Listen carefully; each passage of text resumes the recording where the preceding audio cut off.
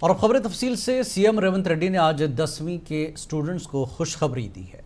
उन्होंने बताया कि तेलंगाना हुकूमत ने स्किल डेवलपमेंट के लिए सिंगापुर के इदारे के साथ मुआहदा किया है। उन्होंने कहा कि सिंगापुर का तकनीकी तालीम का इदारा इन तलबा को आलमी मयार की तकनीकी महारत हासिल करने में मदद करेगा जिन्होंने 10वीं जमात मुकम्मल की है, और सिंगापुर इंस्टीट्यूट ऐसे माहिरीन तैयार करेगा जो दुनिया का मुकाबला कर सके। మిత్రుడు శ్రీధర్ బాబు గారు గుర్తు చేసినట్టు సింగపూర్ ప్రభుత్వంతో స్కిల్ డెవలప్మెంట్ విషయంలో ఒక ఒప్పందాన్ని చేసుకున్నాం.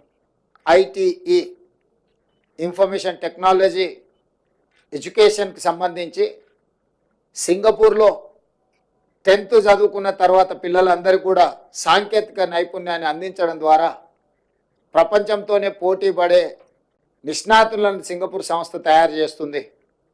అందుకే ఈరోజు తెలంగాణ రాష్ట్ర ప్రభుత్వం వాళ్ళతో ఒప్పందాలు చేసుకొని ఇక్కడ చదువుకునే విద్యార్థులను కూడా అక్కడికి తీసుకెళ్ళి వాళ్ళ ఐటీఈలో శిక్షణ ఇచ్చే విధంగా అక్కడి నుంచి కూడా విద్యార్థులను ఇక్కడికి తీసుకురావడం ద్వారా మన సంస్థల్లో కూడా వాళ్ళ విద్యార్థులు కొంతకాలం వచ్చి ఇక్కడ మన విద్యార్థులతో కలిసిమెలిసి చదువుకుంటే సాంకేతిక నైపుణ్యం పెరుగుతుంది, మన వాళ్ళకు కూడా అవగాహన పెంపొందుతుంది.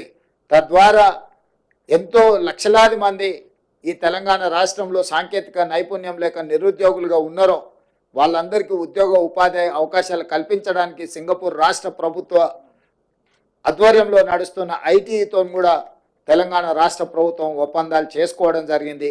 అందుకే ఆ ఒప్పందంలో తెలంగాణ రాష్ట్రం ప్రతిష్టాత్మకంగా భావించిన young India skills university vice ఛాన్సలర్తో పాటు ఉన్నతాధికారులు అందరూ కూడా ప్రత్యక్షంగా పాల్గొని ఒప్పందాలు చేసుకోవడం జరిగింది.